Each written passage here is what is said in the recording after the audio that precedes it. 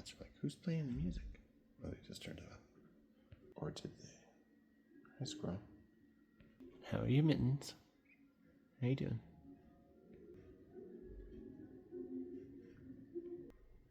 Oh, man. Life is so strange. You never know what music your neighbors will be playing.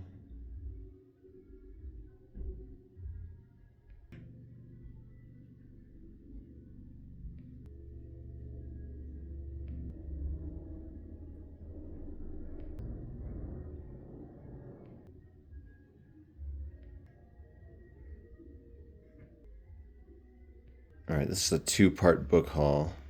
The first part are these 3 piles on the left. And these are books from Don's Bookstore. That is a great bookstore. That's just like the bookstore in Albuquerque that I enjoy the most. I just like looking on those shelves. It's like such a curated, good collection of genre and literary and every kind of book. If there's a platonic perfect version of a used bookstore somewhere, it's Don's. It's just great. I suppose if I've had any complaints in the past, it's that I'll go there and they're like just about to close. Dang it. Wish your hours were longer. But people gotta have a life.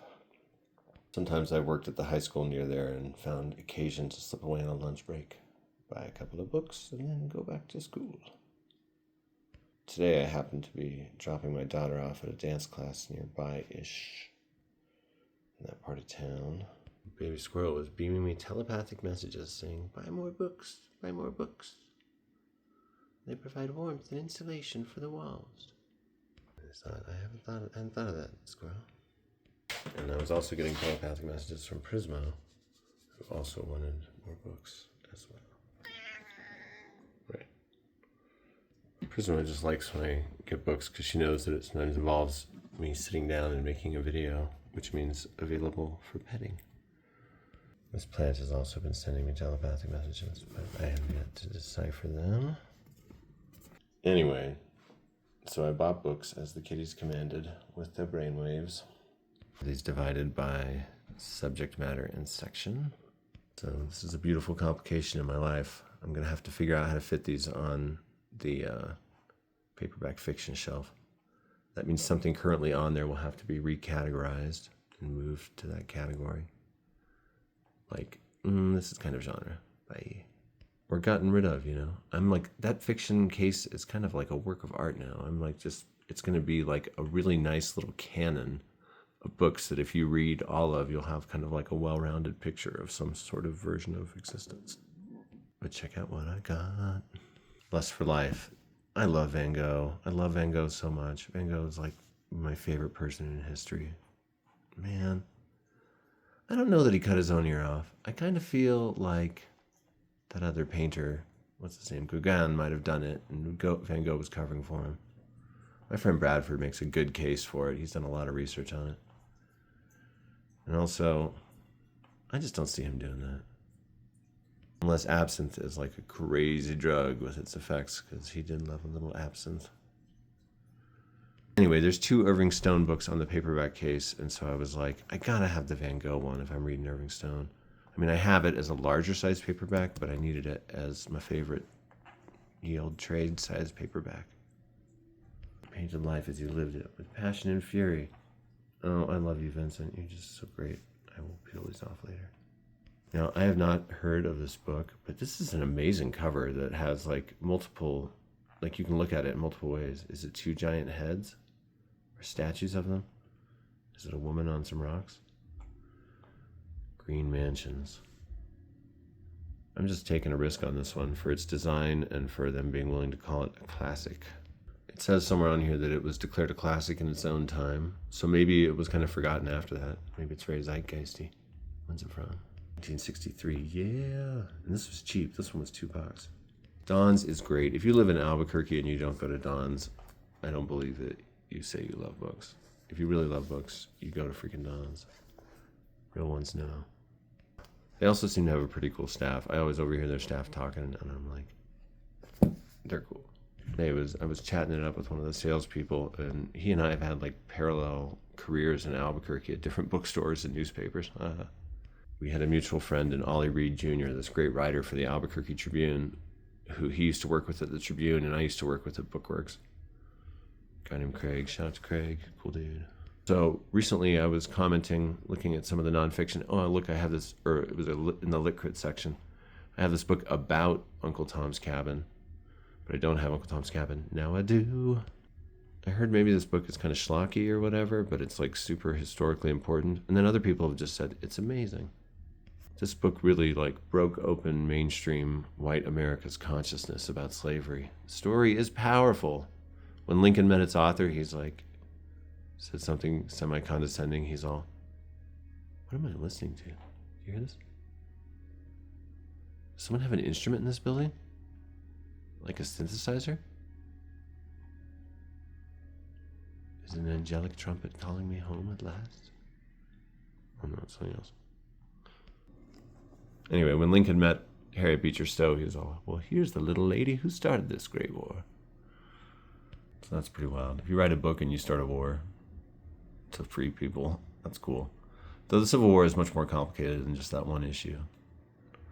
There was a lot of just territoriality. Having walked across the South in 2001, I saw it in all its nuance, an ever-changing world of semiotics. Yeah, I had some crazy times walking across the South. AMA in the comments.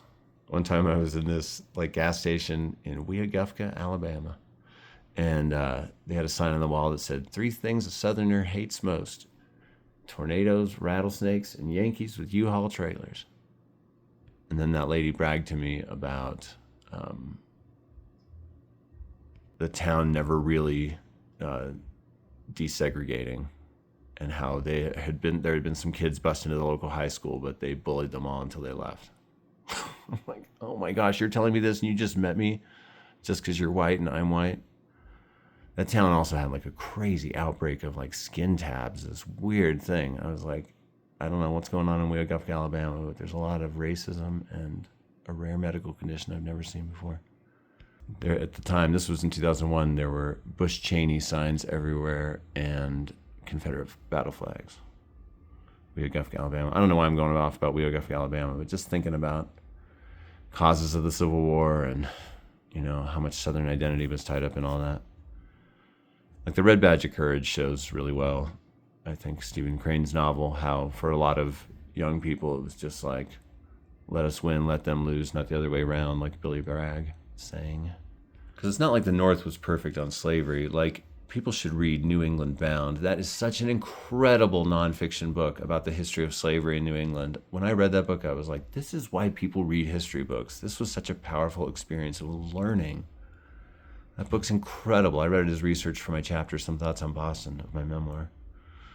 I was like, this was a nonfiction treat, even though it's dealing with some wild stuff. So I'm going to read this. This will be part of the paperback project.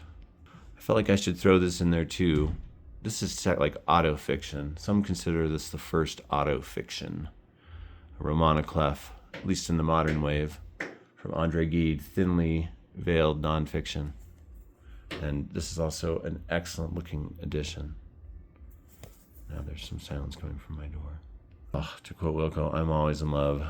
Look at this beautiful artifact, this beautiful object. Don's really brings the beautiful books sometimes. I feel like the people that stock that store are like curators. They're very humble about it.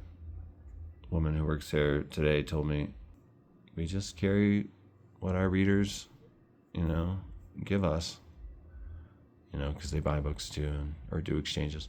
But I know that they keep really good books in stock, and I've seen them kind of like feature books, like, you can kind of display a book here or there. Like this sort of biz. Yeah, I think that's just what you do if you're cool. Sammy the Crow Who Remembered. I'm gonna write a whole album about this book. Currently reading. Kind of. Anyway, I was getting like the good old Coas vibes today. Coas is this great bookstore in Las Cruces, and I would just get lost there. Like today I was at Don's, and one of the clerks there, Craig, came up and was talking to me, and it was like a little while before I responded, before I was aware that anyone was even talking to me. I was lost in the world of books. Oh, what a wondrous place. What's up, kitty? Did I just film that part? About being lost in the world of books? Okay, I hope. I'm happy to have this. I'm happy it's part of the reading biz.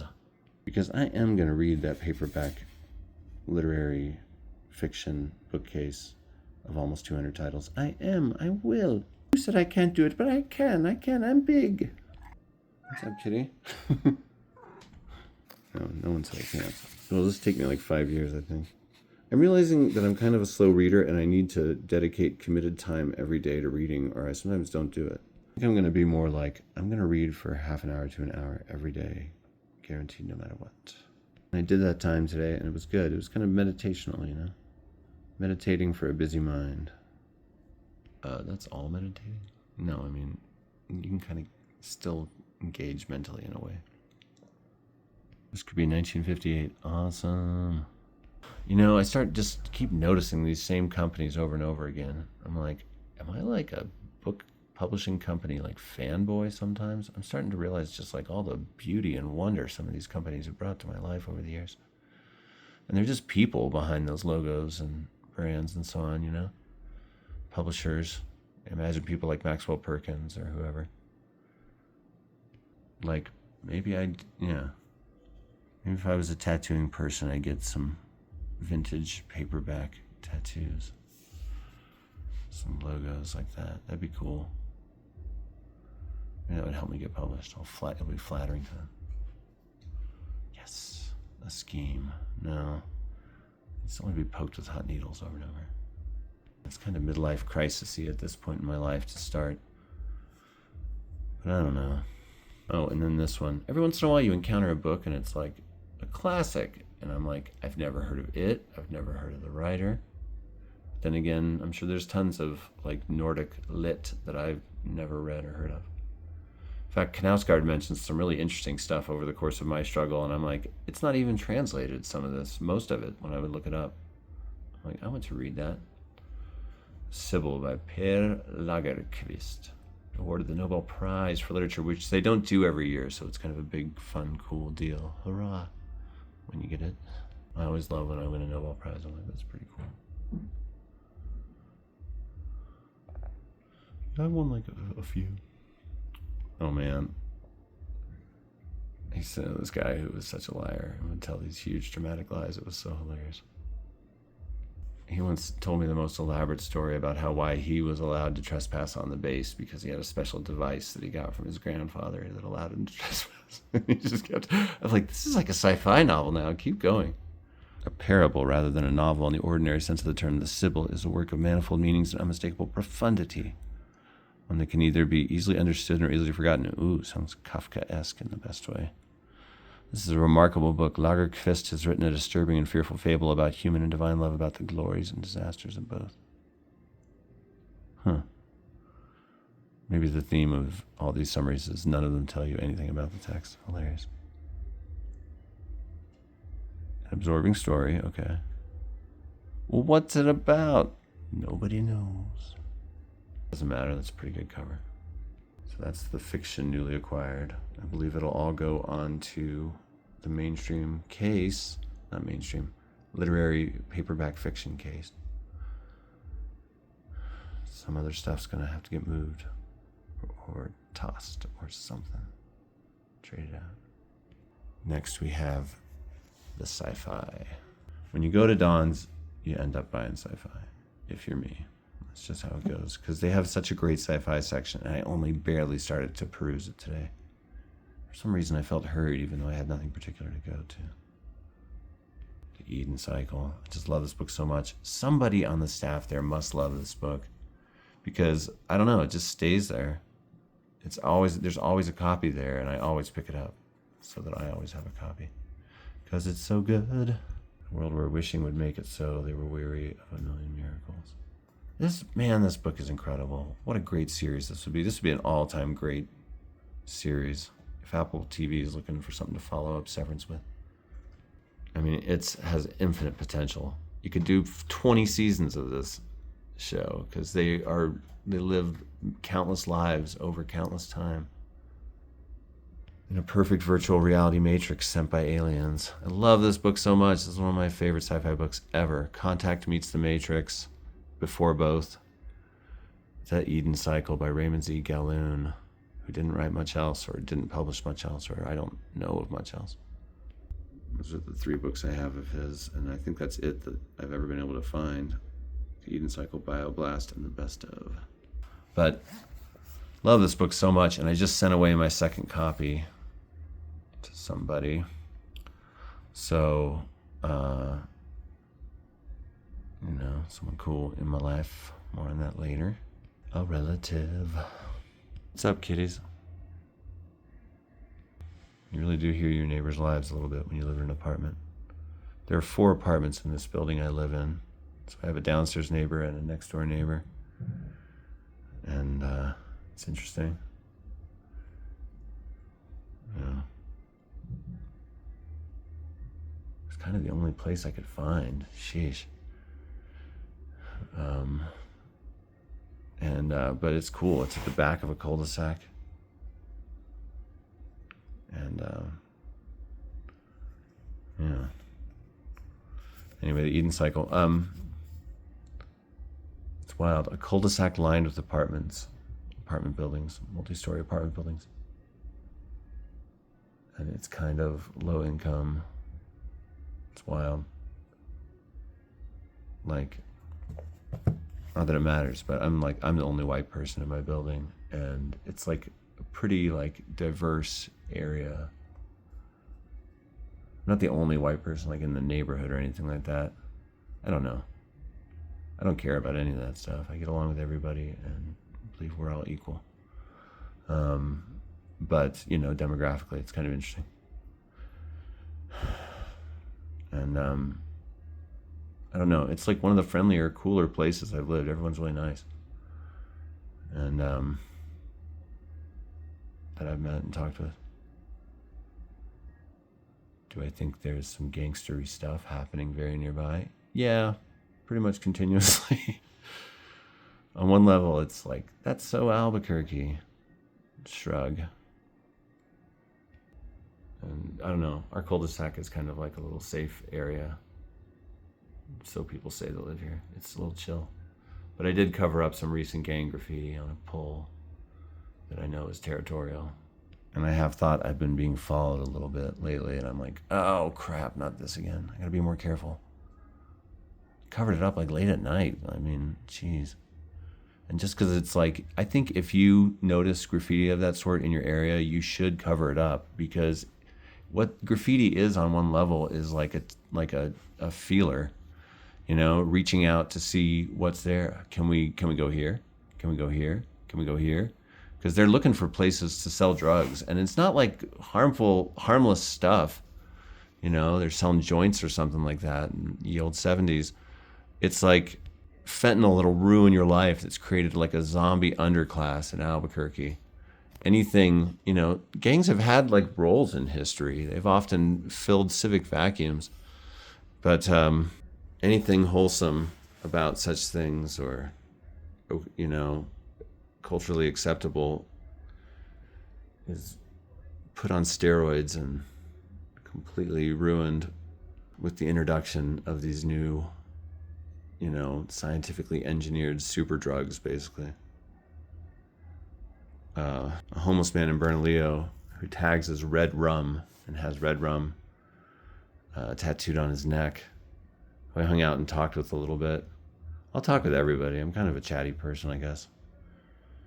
And I think it's important, if we ever want to see any real social change, for there to be porousness between all classes and people to communicate and so on. Like Shakespeare freaking knew that. He was writing plays for the Queen and plays for the groundlings that were paying hay pennies, to stand in the dirt. This is where you affect the masses and everybody, Don't be afraid of genre. Don't be afraid of, speaking to everybody. I had a grad school colleague once who we were all having a conversation at some gathering, and she was like, I got a haircut today, and the lady cutting my hair was like, oh, you like to read? Like, what kind of books do you like to read? And I was all, nothing you've read. I'm like, that's a totally wrong like attitude to have in the world, you know? Sheesh. I mean, it might be true, but like, it's, come on, like, you know? Literature didn't used to just be for like a small little sobby contingency. It was for everybody. Like, everyone read Little Women back in the day, you know? Or whatever, you know? I mean, Frankenstein, Dracula. I think literature should be for everybody. You know, it's kind of interesting. While I have my thoughts on Severance Season 2, overall positive, that's a show, not books, I know, but what I've really noticed about the commentary on it from the internet is that the internet is stepping up its literary analysis game. They're just doing it with a TV show. Like, it's getting to, like, there's getting to be really good criticism and like thinking about things out there and looking for symbolic meaning and stuff. And I'm like, this show is like training a new generation of critical thinkers about media. And that is kind of cool. I mean, it's not the only show, of course, but just the whole YouTube thing of like analyzing shows and looking for depth. And some of those channels are really smart. Like New Rock Stars with Eric Voss and that whole crew, really, but especially Eric Voss, I think. They're like so smart. They're like, it's like listening to PhD college students talk about, you know, really popular mainstream stuff. And I think what they're doing is good in some way. I mean, on one level, maybe everyone who engages in such pop culture critiques are elevating lower culture or something like that, saying this is as good as that. And, you know, but on another level, I think they're also just recognizing that all art is in a sense perfect. It is the perfect expression of either the people that make it or the people that, or the cultures and everything that leads into it, the world. It says stuff. You can appreciate it and engage with it on some way and find meaning in it and find the reasons that people made for creating it. I think I can appreciate most art. I use this weird perfection lens that I'm talking about, and I know that's kind of far out, but it allows me to really enjoy things. And I think some of these channels like that do as well, like the one I mentioned. But yeah, the Severance critique lately in particular, I'm like, some of these people are just like so smart and they're like good. They're like grad students, like parsing out the meaning in the text and stuff. They use different terms. They're more likely to say Easter egg than illusion, for instance. However, who cares? This I got because I stan John Christopher forever. That's not his real name, but he wrote the Tripod trilogy and the Tripod prequel. I love those books. Those books transformed my childhood. I lived in them. The White Mountains, City of Golden Lead. Ugh, the worst cover I got. I want to replace that one. The Pool of Fire. And the prequel that came out when I was a kid, when I was so into the tripods, and I couldn't believe there was a prequel. And so I still have a lot more love for it than a lot of people seem to online. What's so bad about it? It's good. But this is like his short writing, the 22nd century. Or, in this collection, he pursues the unusual and the exciting, but never the really improbable.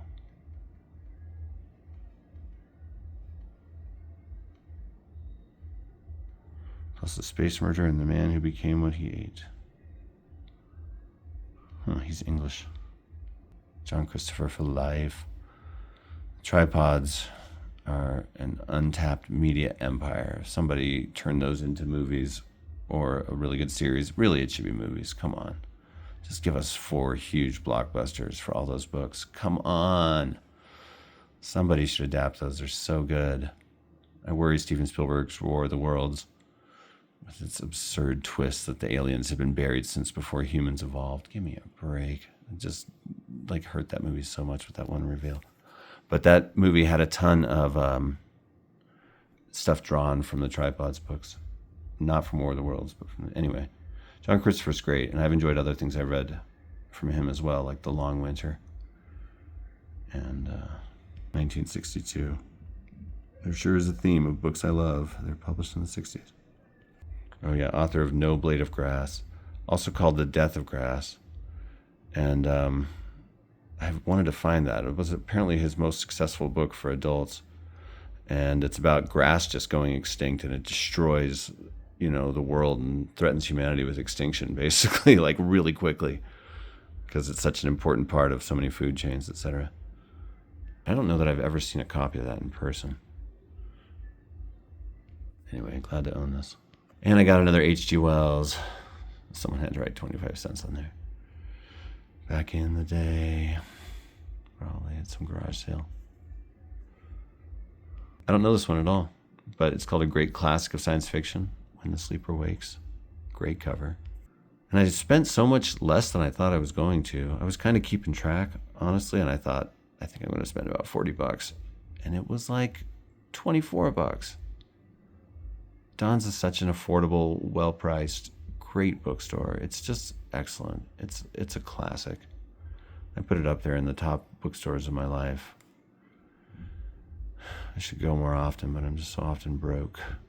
Like, broke. I'm going to try to manage my life better so that I can be more of a crazy book buyer. This is me all over. I want to make some like nice art involving this quote and frame it. When I have any money, I buy books. If I have any left, I buy food and clothes. Erasmus. That was my two oldest kids' first horror film. That was great to take them to that. Anyway. What? Somebody fell asleep for 200 years before they woke up. And it all belonged to one man. It belonged to Graham. Why? Interesting. And now, the nonfiction. Look at this. Okay, do I have several copies of Walden already? I don't care. Look, this is the most beautiful copy now that I own of it. And I already own some beautiful Walden copies. This looks great. Ugh, I want to find some way to display this because it's just so gosh darn pretty. Philosophy and religion, huh? What a foundational nature writer. What an important figure. This summer I lived in Thoreau, New Mexico, which may have been named after him, but is now pronounced Thoreau. The camp I worked at is based there, Cottonwood Gulch. I hope to go back this year. What will happen to the channel? I'll figure something out. Just might be less frequent. And then this Orwell nonfiction work, Down and Out in Paris and London. Pretty beautiful Penguin. Penguin, another company that's really brought the beautiful paperbacks over the years. I have to find them all homes. Actually, I'll do that later because I need to pick the tags off them. Okay, I gotta go. There's a roach that lives inside this clock. We call it the clock roach. Sometimes it comes out. Real quick before I pick my daughter up for dance, these are not from Don's paperback books. These were acquired separately. Don's books, but Don's is great, and everyone should go there that lives in Albuquerque. If you ever come to Albuquerque, make it part of your visit. Go to a genuine, good bookstore. Anyway, these over here are from various free boxes. Look at this one, Facing Mount Kenya, nonfiction paperback. Vintage. Grandson of Kikuyu medicine man. One of the foremost leaders of African nationalism. One of the great men of the modern world. Economics, anthropology. Wrote about his tribe. Wow. This looks great. Anthropological literature. Can't wait to read this. Oh yeah, I'm so glad to own this book. Sad they cut that corner off, but some bookstores do that with used books because they don't want to get them back. I think don't do it, come on. But again, this is from a free box. I got a Malayan Kundera novel that I don't have, I think. Or do I have it? If I do have it, I'll send it on its way once again because it's got a small rip here. If I don't, I'll tape that up. Regardless, I'll tape it up. I love to help prolong a book's life. But I'm not above taking a book behind the barn and shooting it either. Some of these books in my life, they get Mod Podged and hung on a wall as decoration.